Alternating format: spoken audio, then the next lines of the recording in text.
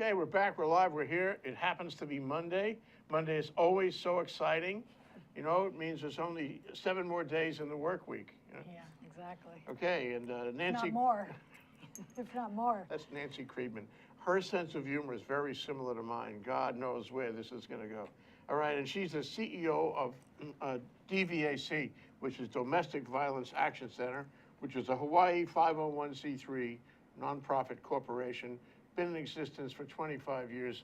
I think you have it on us, actually. Good for you, Nanci. Well, we're working very hard to stay grounded, centered, anchored, and available to the community. You can achieve that too. All right, maybe we can consult, you know. So, Nanci, just tell us what, you know, okay, we're going to call this 25 years for DVAC, which is Domestic Violence Action Center here in Community Matters, but tell us, what is DVAC so we know if we don't know already? Okay. I am happy to talk about the Domestic Violence Action Center. We are a one-of-a-kind agency. In the world? In the state. Okay. We are dedicated to addressing the problem of domestic violence. That's what we do. That's the only thing we do. Okay, I could take a moment and ask you exactly what the dimensions of that problem are here. Big. The dimensions are big. Why? Well, this is a state of aloha, of love. This is a state where people are nice to each other more than most other states. How come we have a problem? Well, this is a problem that is not limited to or unique to Hawaii. It's a global problem. Is it an increasing problem? I would say not necessarily. Okay. What is increasing is the requests for help, the pleas for help, the community's awareness, the reports that are received. Used to be this was much more a problem behind closed doors. Nobody would report it. Sort of like rape. Yeah. Is it true? Yeah. Yeah.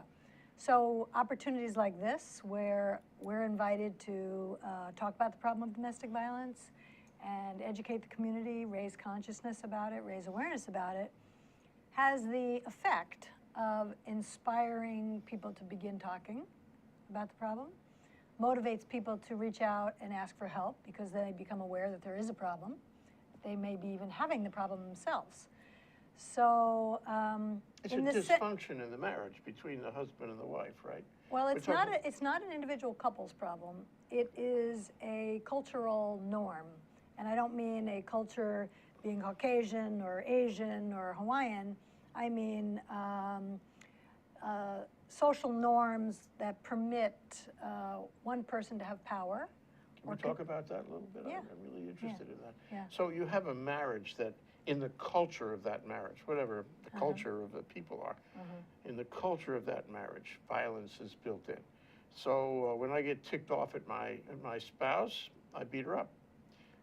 I guess it works the other way, but not nearly as often. Correct. If she beats me up. Correct. But there's other tactics, there's other forms of abuse. It's not only physical. It's not only violence. It's not only physical. It could be name calling. Yeah. It could be isolation. Yeah. It could be threats. Yeah. It could be mental harassment. Yeah. Could be degradation, humiliation. It could be financial. I'm in charge of all of the family's assets. I make all the decisions about how we spend our money. I give you an allowance. It could be use of the children. If you ever leave me, you'll never see those kids again. If you ever leave me, I will take the kids. I'll get the kids. Sure. Nobody would ever believe you. Right. I'll fight you in court forever. Right. That kind of thing. Right. Threats. Right. There's sexual violence. There is physical violence, but it's not episodic in the way we once thought, which was that there'd be an incident and then it would be sort of calm, and then it would build up and intensify, the pressure would intensify, then there'd be another explosion. It's more that each one of these kinds of abuse is employed in different ways as a general course in the relationship. But different relationships will have different kinds of weapons, so to speak. Correct. So you can find a relationship where there would be, call it financial violence, a relationship with sexual violence, Correct. a relationship with humiliation as a. That's right. So you have to treat each one different. Absolutely. There's not one formula. There's not one profile. There's not one solution. It's a matter of helping an individual talk about what they're experiencing and figuring out what path they want to take to get free or get safe. I mean, some people, they don't want to leave the relationship. They want to stay in the relationship. They've made a big commitment to somebody. Walking away is very, very difficult. And I've had the feeling, I mean, I'm really a stranger to the subject, but I had the feeling that some people need this. Is that wrong? Is it chauvinistic for me to say that? That the relationship is dependent on these strange peculiarities, and the people see it that way. They define their marriage that way. It's part of what they do. They don't complain about it. They need it. That does not resonate for me. I don't see people needing this or wanting it or liking it. I think people get trapped. Into believing there's no other way. Right. Into believing many things. Into believing that I deserve it. Into believing I've got no other options. Into believing nobody would love me the way he did. Into believing that's what I mean. Into believing he's going to change. Yeah. Into believing I don't have the stamina or the guts to get out of this. If you watch the movies, there's plenty of this in the American scene. Well, that's what I meant about art. Cultural. Yeah. We live in a culture that glorifies and sensationalizes violence in a way that numbs us to the trauma and the real effects. Is this something, if I did a fast backward to, say, 1850, would I find the same thing or worse? I think you would find the same thing. I think it looks differently based on the sort of modernity of our circumstances. If I did a trip to Asia, would I find the same thing? Yes, you would. Yes, you would. And Europe? Yes, you would. That's why I was saying global. This is a global problem. Middle East, we know that. We see that in the paper. Mm-hmm. You know. So, this is really interesting. So, what we have here is an imperfection in the concept of marriage. In other words, these people getting married, and they don't have it worked out yet. You don't have to be married. You could be dating. Okay. You could be living together. You could be former partners. I'm sure that happens. Yeah. Yeah. Okay. So it's really an imperfection in the way that men and women, gender, have relationships. Right. That's Gender relations. What it is. Yeah. And I mean, and we haven't really solved this in 2015 years and more. I'm afraid not. I'm afraid not. I'm afraid not. And so, we're working hard on it, though. Well, but why can't there be? I know we'll get to your organization in a minute, but why can't there be somebody who says, look, you want to? I'm talking about the marital version for a moment. Okay. Why can't there be somebody who says, you want a marriage license? You're going to have to learn a few things. We're going to teach you about how to respect the other guy and not beat him up mentally or physically or anything. And only then can you actually hold yourself out. Only then can you get a license to get married, because we need you to be trained for marriage. Marriage does not come naturally. That's true. It is not a DNA built-in kind of thing. You have to learn how to do it. Right. Some people spend 50 years and never learn. Right. Some people are very civilized and they know, intuitively.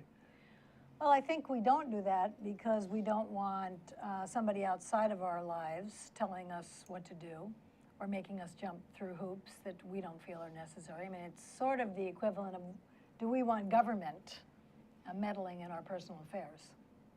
So who would be the person who says, you're not fit to get married until you jump through these hoops or until you learn these lessons? Who would that be? Well, I think it would be DVAC. I could do it. Yeah, I could do it. I've got some ideas about it. Okay. All right, you're right. I mean, you don't want the government, invading your life and everything. Maybe it should be voluntary. Maybe, if you're going to get married, we really like you to read this little book that says be nice. But it's a question of practicing it. I mean, we tend to resort to a default, which is if I think I have the right to tell you what to do, that's how I'm going to act. Yeah. I'm going to tell you what I want, and I'm going to expect that you do it. And those are the values embedded in the gender relations that we're trying to shift. Yeah, but you realize this goes beyond just people who are married or dating or living together or used to or whatever.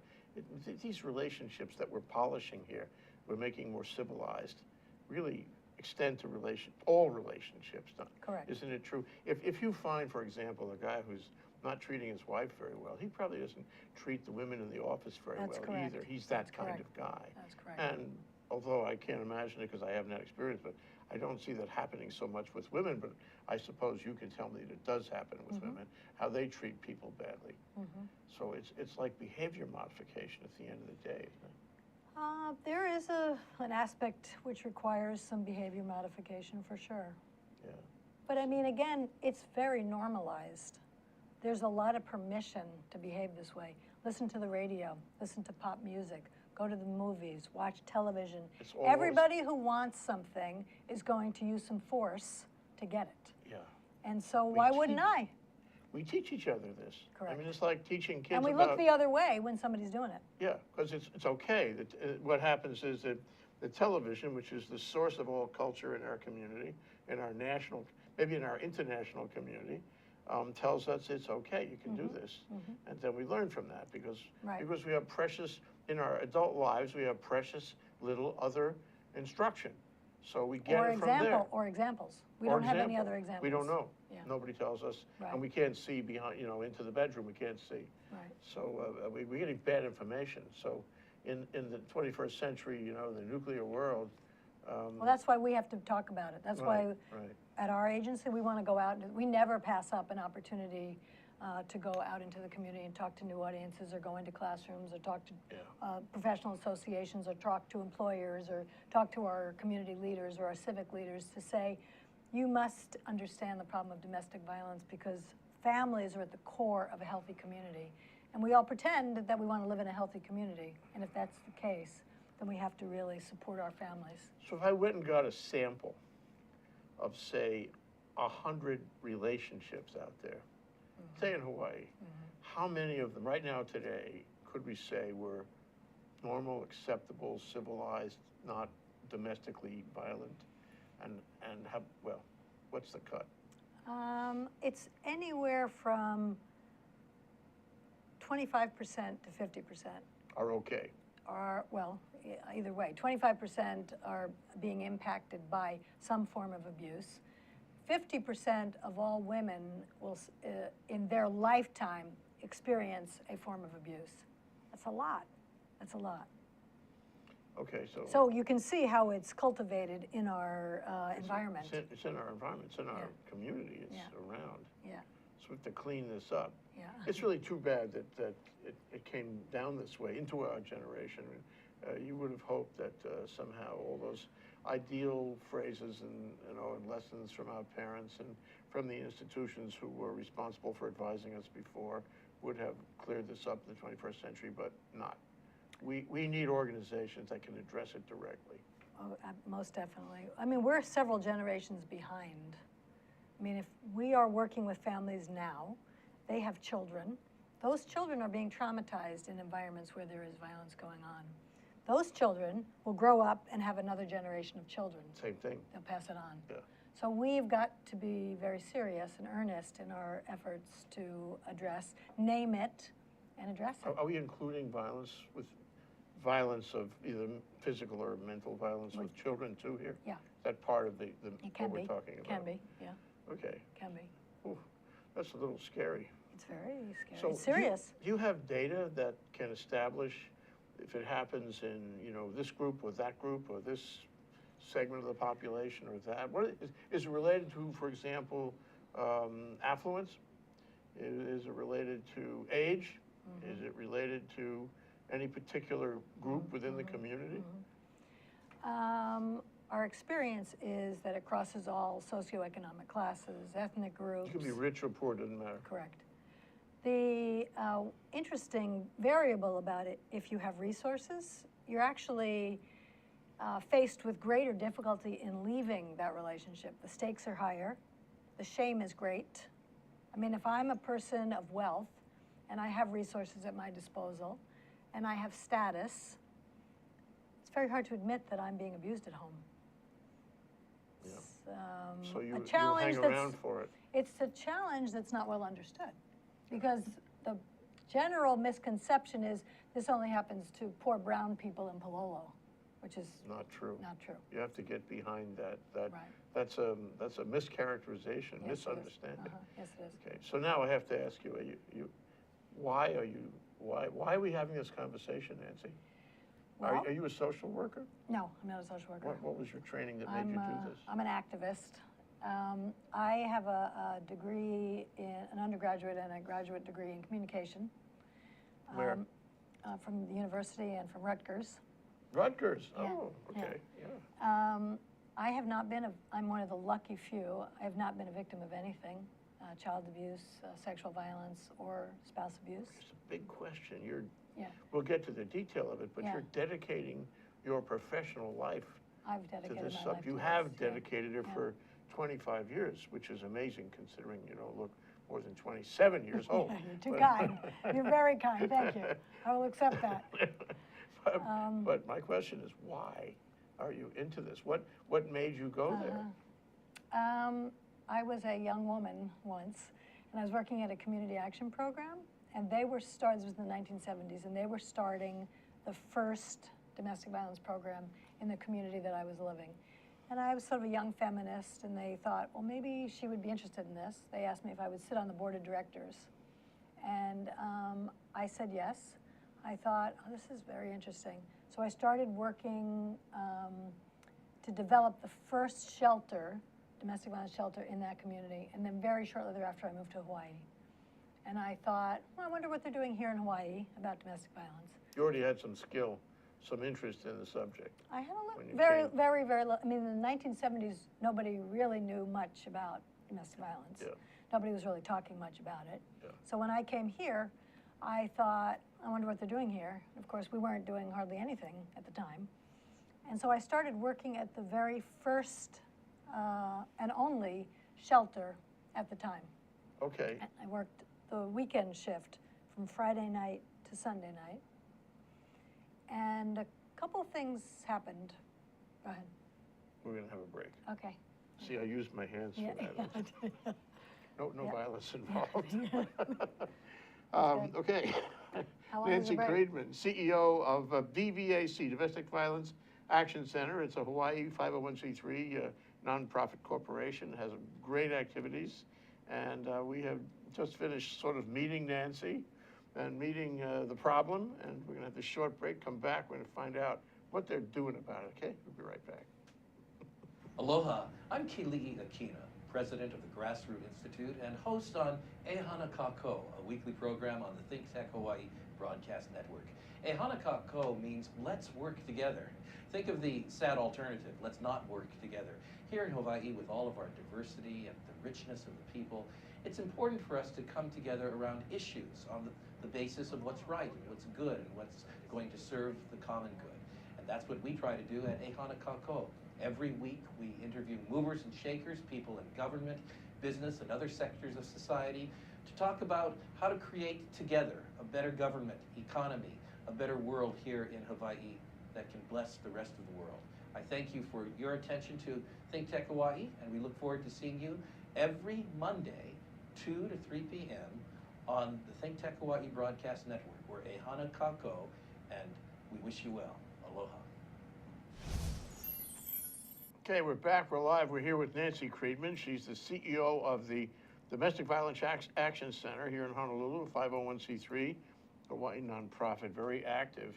And one of the things that we now have had delivered to us is this really, really good painting, Peggy Hopper, a painting of a local woman who you're going to use as an iconic image. Yeah. Why don't you talk about it? This year we're celebrating 25 years of our work in service to the community. And the milestone is really a testament to the community and the community's willingness to support us and invest and demonstrate persistence and commitment to helping the community get a better understanding of what domestic violence is and helping our island families. So our theme for the year is the art of peace. And Perfect. we selected peace and art. Obviously, peace is obvious, but art, because of the way in which it is a vehicle to help express hope and healing. And Peggy Hopper is an enormously generous sister, and she lent us, donated this image to us to use as part of our campaign to announce the anniversary. We are going to put this on coffee mugs that are going to be available to the community. We're also putting it on grocery bags. You may or may not realize that the ordinance is going to change and plastic bags are no longer going to be available. Mm-hmm. And so we're going to put this on those nylon grocery bags. So maybe everybody in the community will support the domestic violence act. Yeah. So I mean, it's a beautiful and soothing image. It is. Woman coming out of the water is very local. It's very powerful. All the symbols to it. You know what strikes me about it? This is off the point too, but hey, here we are at ThinkTech. We do go off the point. You know, my wife and I went to Europe and we saw the Mona Lisa. You know, and the Mona Lisa, by the way, you can hardly get close to it. Yeah. There are so many security people in a room full of people that are taller than I am, and you can't see it. But you do notice that wherever you go in the room, assuming you can get a glimpse, you can see the eyes. They're looking at you. You know, I think that's true. But you know what? This is like that. You were holding at an angle, and she was looking at me. Yeah. Whatever angle you look at, she's looking at you. Yeah. That means there's some real quality in this art.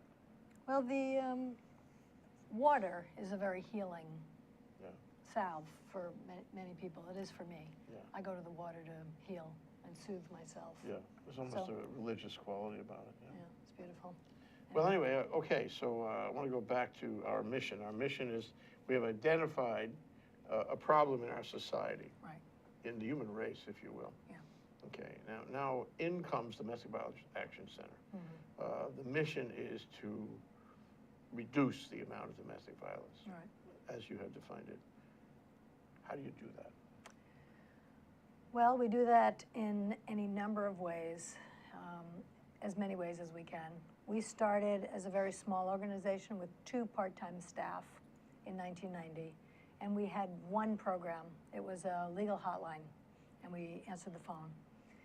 We are now 52 of us working in a variety of different programs. We have attorneys on staff, we have advocates on staff, we have counselors on staff, we have educators on staff, we have a teen program that goes out into the schools and into youth serving organizations and helps young people understand what are the red flags, what's a healthy relationship. We have a specialized program working with Native Hawaiian families to heal. We have a specialized program working with families in the child welfare system who are suffering the harm of child abuse and partner abuse.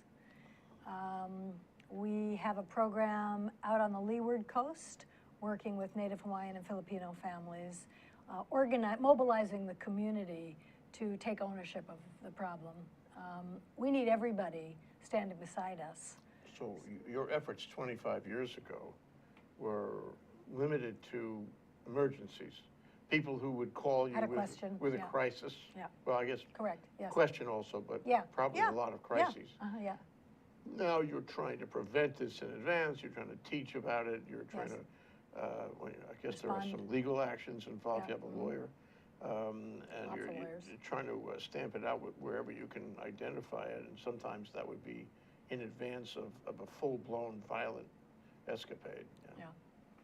Well, we're also trying to work with our system partners, the courts, the police, prosecutors, the healthcare sector, employers, because there's a role for everybody to play. We're trying to get the system so that it works better. When a family or a person says, this is my problem, I need some help, and they reach out to get help, we really want the system to work for that person. It's an enormous step. It takes a lot of courage to say, forward. To say this is a problem. Sure, you can imagine. So a woman calls you, he's treating me badly, and I'm afraid for my life. And then somehow that becomes known to him. Right. He doesn't like that risky. at all. Yep, it's dangerous. No, it could be worse, Yeah, actually. yeah. Because now it's been revealed to the outside, and he might Correct. feel that she has breached the confidence of the marriage or Correct. the relationship. Correct. And he wants to beat her up some more. Correct. You know, so Correct. how do you avoid that? We help her devise a safety plan. For every person that we work with, we help them think through their safety. What is this, like escape? If Or you a live with, baseball bat? no, we wouldn't, we don't, right. We don't make jokes about using violence Sorry. and to end violence. I withdraw the statement. Yeah, okay, good. For everybody that we talk to who is living with a partner who has been violent, there is the very distinct likelihood he will be violent again.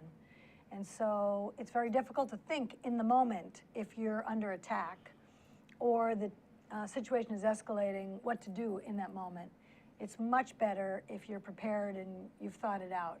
You've got a spare set of keys, you've got a $20 bill, you've told somebody when I call and say blue, that means I need help. Wow. You have, I mean, whatever it is, It's very sophisticated. whatever it is. It's really quite simple. But the sophistication. This is what happens if you're under attack. And everyone has, or their everyone should have, own, their own tailored. their own way of looking at it, their own plan, their own escape route. Yeah, yeah, Don't have to have multiple escape routes, just one. just one. Although, depending on where you are, I mean, it's not a one-time event. We will do a safety plan every time we talk to somebody because when your circumstances change, your risk changes, and the way that you get to safety may change. Yeah. If you're at work, the kind of safety measures you have to take might be quite different than if you're than at home. at Yeah, 2 right. o'clock in the morning. Right. So Right. what about the confrontational part, if there is one? I mean, I don't know if you consider that, but what about the part where somebody says to him, you know, you're out of line? Somebody like the police? I don't know. Who? You'd be surprised at how infrequently that happens. Good. That somebody says to him, you're out of line. That would be good if people would stand up and step in, help. Although we don't encourage people to stop in the middle of an assault because that's dangerous for you. Right. Call the police. Sure, you get to be the object of the assault. Right. That's not so good. Right. But the idea is if you are the victim, I might approach you and say, I'm concerned about you. Is there some way that I can help you? How about if I connect you up with some community resources? I can give you the telephone number of someplace you could call. You're talking to the victim now. Yeah. Okay.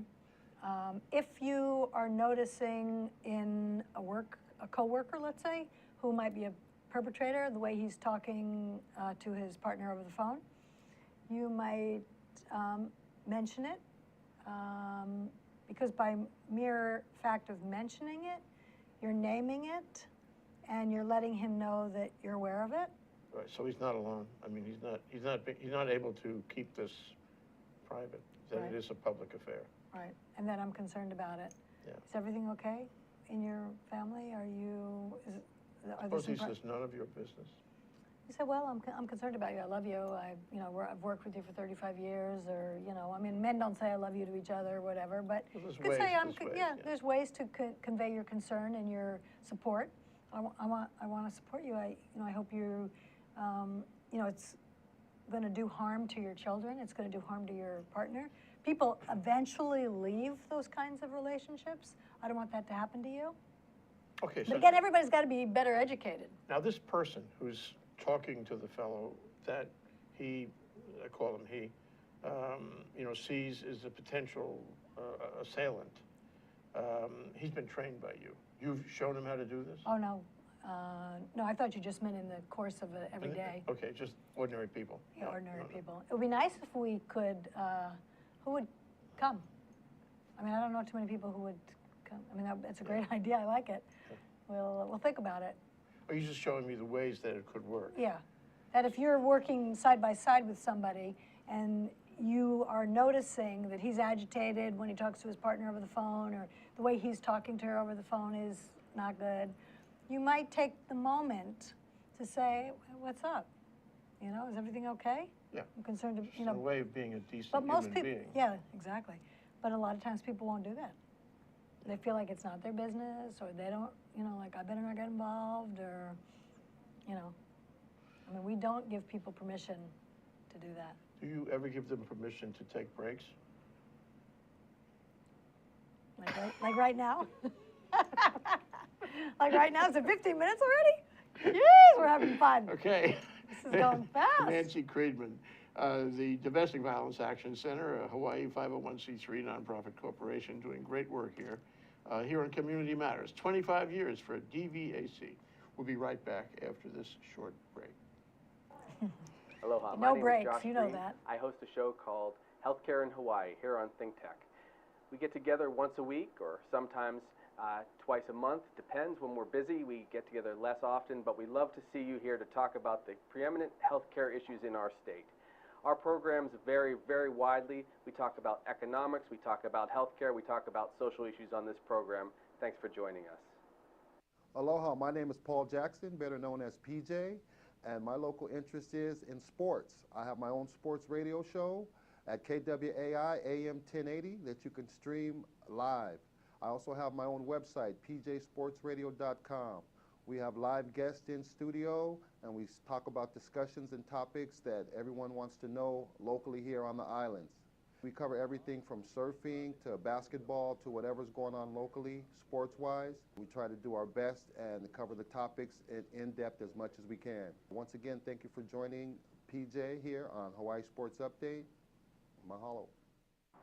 Ted Ralston, folks, host of our show at ThinkTech Hawaii called Where the Road Leads, where we talk about technology influencing the future of Hawaii. Technology, of course, is the art of solving problems. We always bring in interesting and informed guests who can see from different perspectives and different points of view how that future might unfold and how technology can assist us in getting there. So once again, join us 4 o'clock to 5 o'clock on Fridays. Ted Ralston, your host. And please, if you have ideas that you'd like us to address on this show, or folks who you think should be on it, let us know. God, that goes by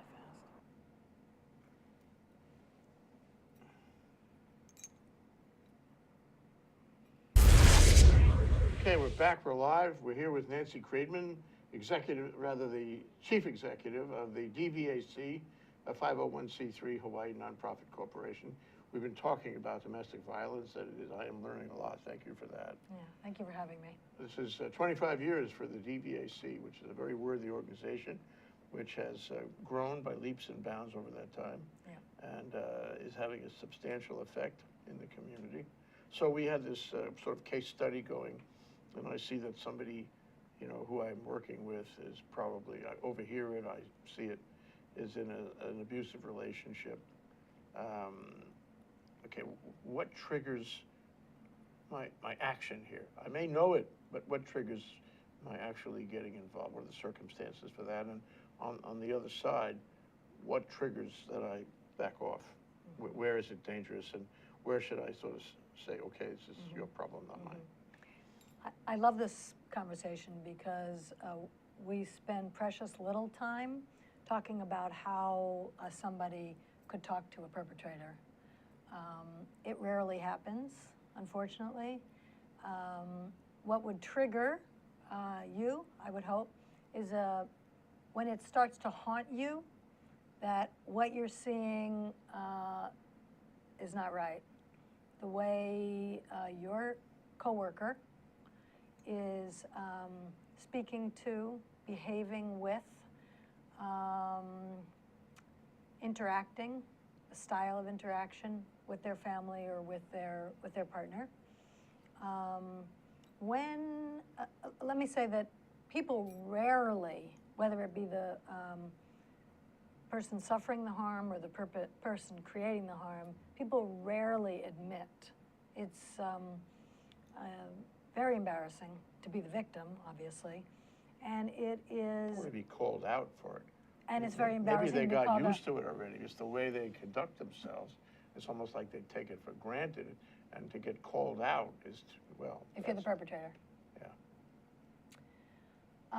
Again, if you are a person who believes you have the right, your partner is your property, your children belong to you, and nobody meddles with me or tells me what to do with my wife or my children, I'm going to react pretty firmly.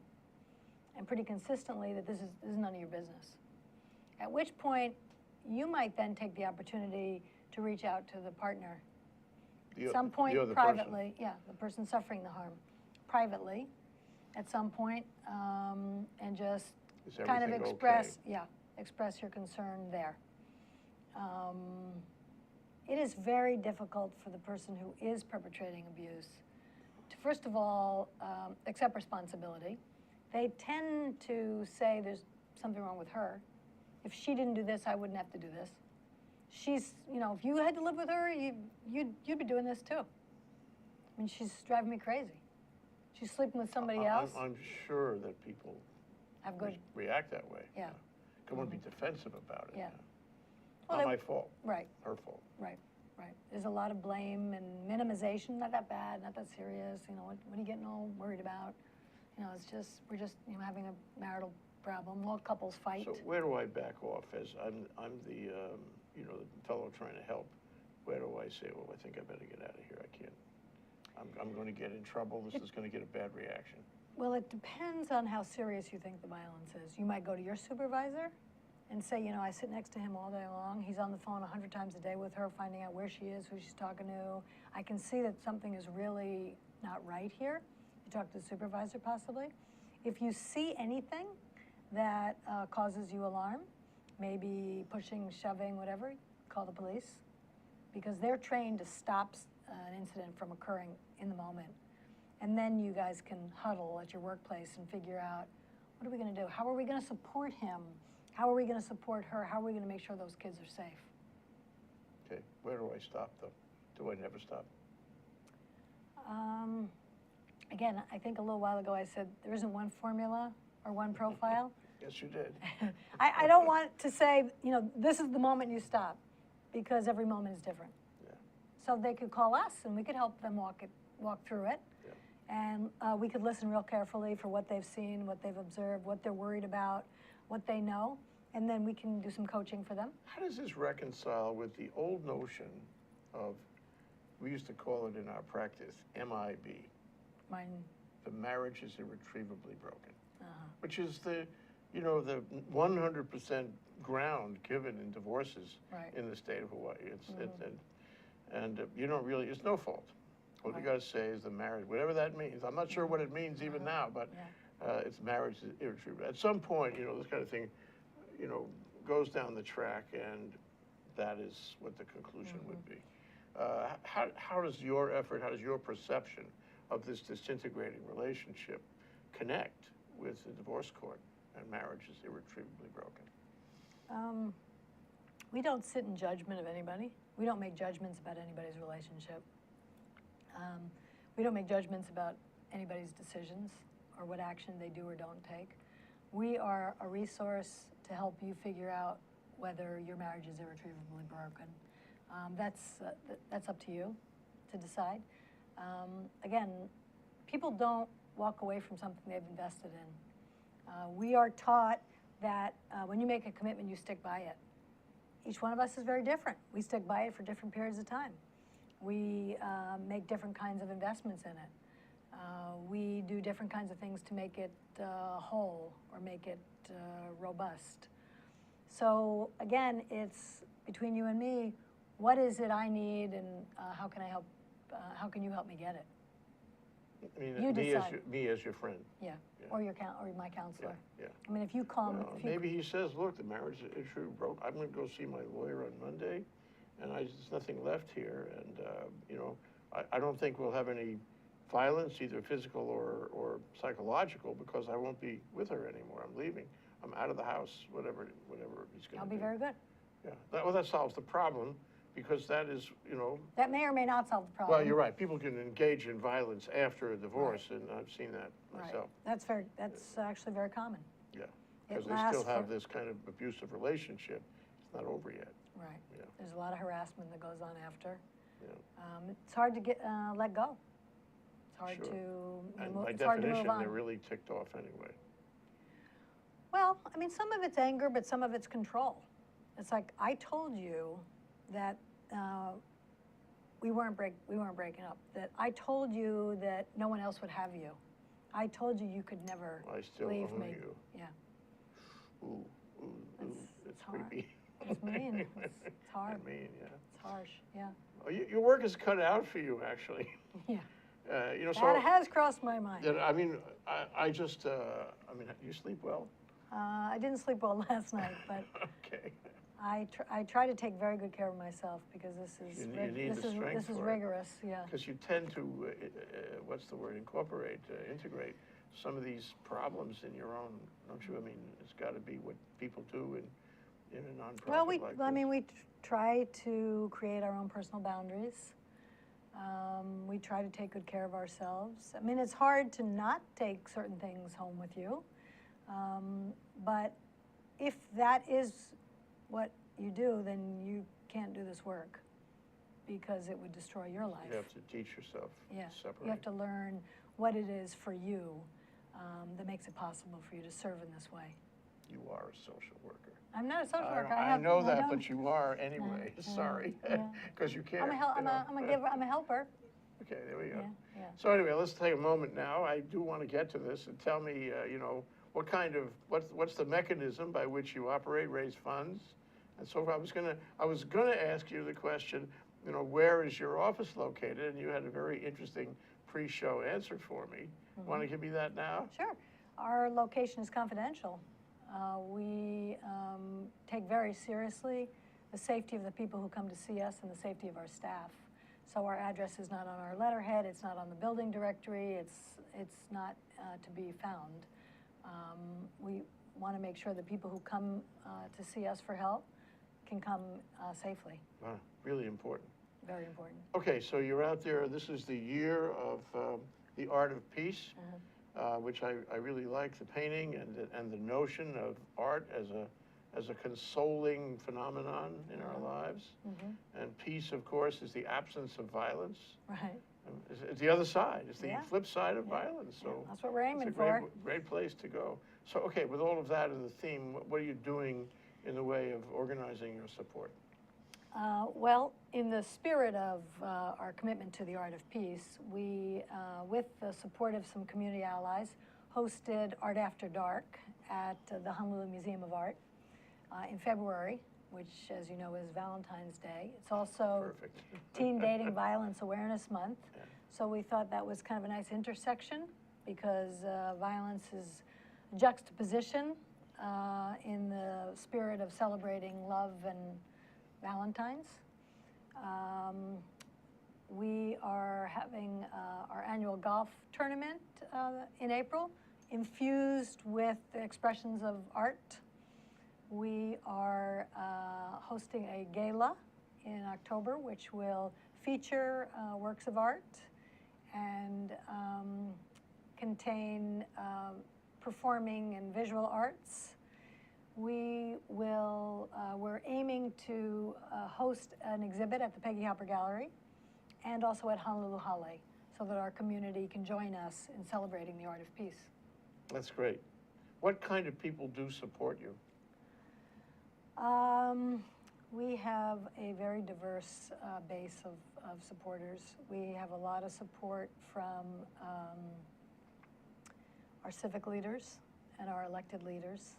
We have been very fortunate to be supported by our community's leaders over the last 25 years. That's largely because of your leadership, isn't it? No, there's a... You're out there. There's a wonderful array You're of... crystallizing this issue in our community. I do, I mean, that is my responsibility. You're the lightning rod for this. That is my responsibility, yeah. And I take it seriously, and I have, you know, learned over time how to do that best. I mean, again, you're not born knowing how to do this either. Well, you don't keep a nonprofit going 25 years without doing something right. Oh, that's nice of you. Yeah. But let me offer one thing here in the close, and I'd like your reaction to it. But I mean, we don't know each other really. I mean, I think I might have met you once, but Yeah. you know, we're learning each other today. Yeah.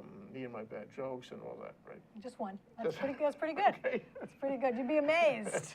People are inclined to make bad jokes about What this. I get out of this is that when you're finished with your work, when you solve a given problem, a given contentious relationship, a given violent and abusive marriage, what you get out of it, or what you're looking to get out of it, is why they got married, why they established a relationship in the first place, the purity of their motivation at the inception, which is what?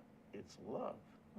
You're trying to find that or help them find it, which is a very noble thing in our community. That's nice of you. There's not enough love to go around, really. I mean, there's plenty of love to go around, but people aren't experiencing as much love as we would like to see. Yeah, that's what you're doing. Yeah, I mean, all of us are love. Okay. All right, that's it. I think we got the point. Good. Nanci Kriedman, CEO of the Domestic Violence Action Center, a 501c3 here in Honolulu at a place undetermined, Undisclosed. undisclosed. 25 years for DVAC, the art of peace, here on Community Matters. We are so lucky to be able to talk to her. Thank you. Thanks, Nanci. Thanks for having me. Aloha. That goes by pretty fast. Yep. Okay.